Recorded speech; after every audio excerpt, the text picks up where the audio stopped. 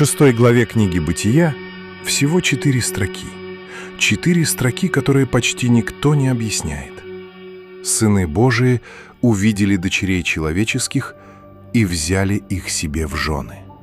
И от них родились нефилимы, исполины, гиганты, полубоги. Но кто они на самом деле? И почему церковь не хочет об этом говорить? Если ты еще не смотрел наш первый выпуск, мы открыли книгу Еноха, запрещенный текст, который почти никто не читал. Ссылка в описании. А сегодня продолжение, потому что книга Еноха — это только начало.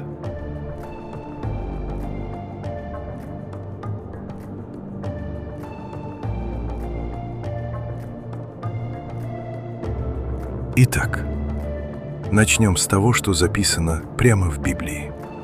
Книга Бытия, глава 6, стихи 1-4. Когда люди начали умножаться на земле, тогда сыны Божии увидели дочерей человеческих, что они красивы, и брали их себе в жены. В то время были на земле исполины. Это сильные, издревле славные люди. 4 строки и 1000 лет споров. Кто такие сыны Божии? Зачем они сошли на землю? И кто эти исполины, нефилимы? На иврите нефилим. Корень нафаль — падать. Нефилимы буквально падшие, или те, кто произошли от падших. Но это только начало истории. Согласно книге Еноха, сыны Божии — это стражи. 200 ангелов, которым было поручено наблюдать за человечеством. И они сделали выбор. Они сошли на гору Хермон и поклялись вместе. Поклялись нарушить границу, которую им запрещено было пересекать. Они взяли себе жен из дочерей человеческих. Их вождь — Шемхазай. Но среди них был и Азазель, тот, кто научил людей создавать оружие, и тот, кто научил женщин украшениям и соблазну. И от этих союзов родились нефилимы. Стоп! Давай поговорим о том, что именно представляли из себя эти существа. Потому что большинство людей думают «просто высокие люди». Нет. Книга Еноха описывает их иначе. Они были огромны. Цифры там поэтические, но смысл однозначен. Они превосходили все, что знало человечество. И они были голодны. Сначала они съели все запасы, которые создали люди. Потом начали есть людей. Потом друг друга. Книга Еноха прямо говорит об этом. Земля наполнилась кровью и насилием. Но нефилимы были не просто монстрами. Они были цивилизацией. Их отцы-стражи передали им запрещенные знания: металлургию, астрологию, магию, зелья, военное искусство. Благодаря этому допотопное человечество знало то, чего, по замыслу Бога, знать еще не должно было. Запрещенные знания. Гиганты у власти. Мир на краю уничтожения.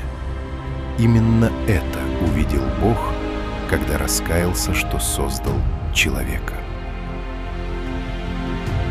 А теперь самое интересное. Если нефилимы — это выдумка, почему их помнят все? Греция, Геракл, Персей, Ахилл — все дети богов и смертных женщин.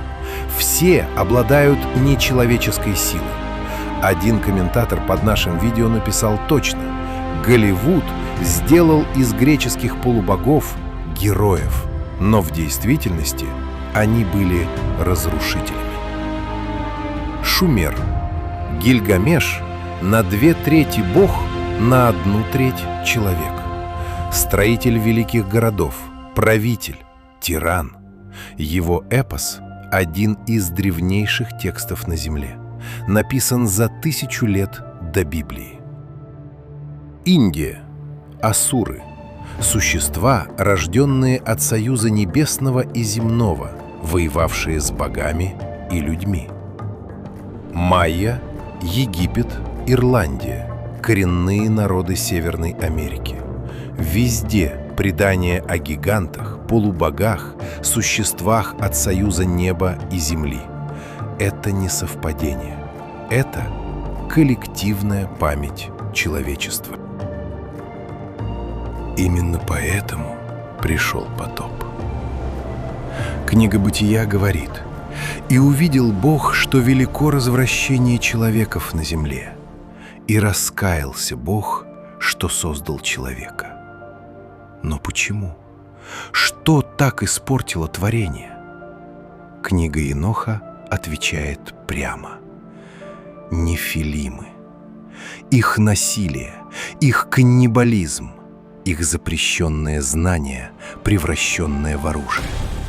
И то, что человеческая природа была буквально осквернена смешением с существами, которым не место в этом мире. Ной был спасен не просто потому, что был праведником. Енох говорит: Ной был чист в своих поколениях. Его родословная не была смешана с кровью нефилимов. Потоп был не наказанием за грехи. Потоп был перезагрузкой, стиранием ошибки. Но вот вопрос, который не дает покоя. Если нефилимы были уничтожены потопом, почему они снова появляются в Библии? Уже после исхода из Египта разведчики Моисея, вернувшись из Ханаана, говорят: «Там мы видели исполинов, и мы были в собственных глазах, как саранча». Как это возможно? В 1947 году в пещерах Кумрана нашли свитки Мертвого моря. Среди них фрагменты текста, который называется «Книга гигантов». Это продолжение истории нефилимов, и он частично отвечает на этот вопрос. Согласно этому тексту, духи нефилимов не умерли вместе с телами. Они остались на земле, как злые духи, блуждающие в мире, и они продолжали влиять на человечество. А физические гиганты после потопа? Одна из версий — не все стражи были скованы до потопа. Некоторые продолжали взаимодействовать с людьми, и рождалось новое поколение.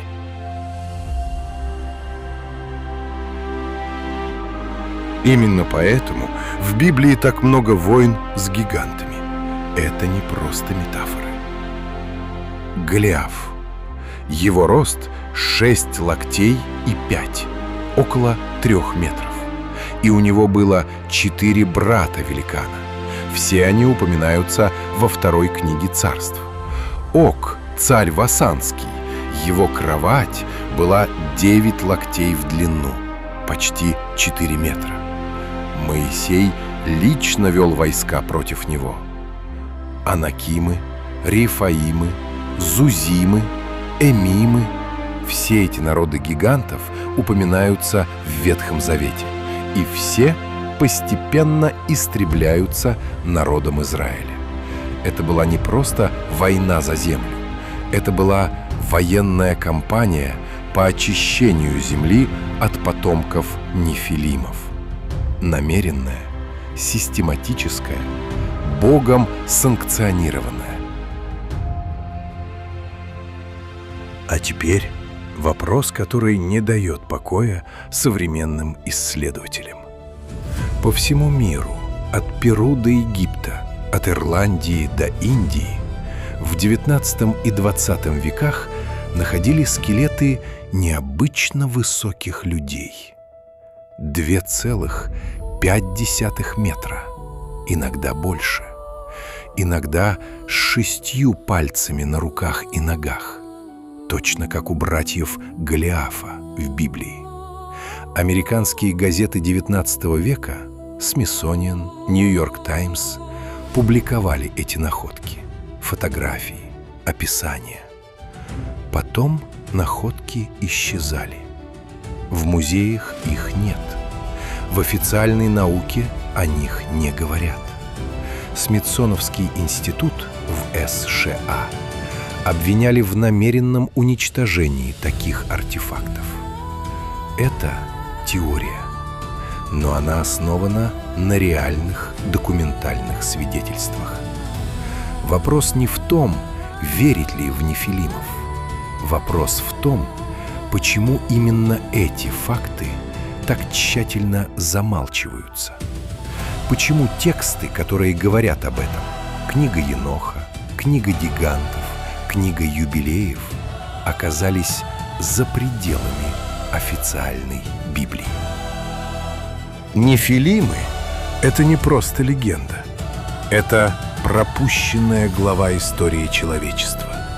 Глава, которая объясняет, почему Бог уничтожил мир потопом, почему мифологии всех народов говорят об одном и том же, почему определенные тексты были убраны из Библии, и почему, возможно, мы до сих пор не знаем всей правды о нашем прошлом. История не заканчивается с потопом. В следующем выпуске мы откроем еще один запрещенный текст «Свитки Мертвого моря». Там ответы, которые изменят все, что ты думал о древнем мире. Если это видео открыло что-то новое, подпишись и напиши в комментариях, ты веришь, что нефилимы существовали на самом деле? Или это миф? Нам важно твое мнение. Архивы открыты.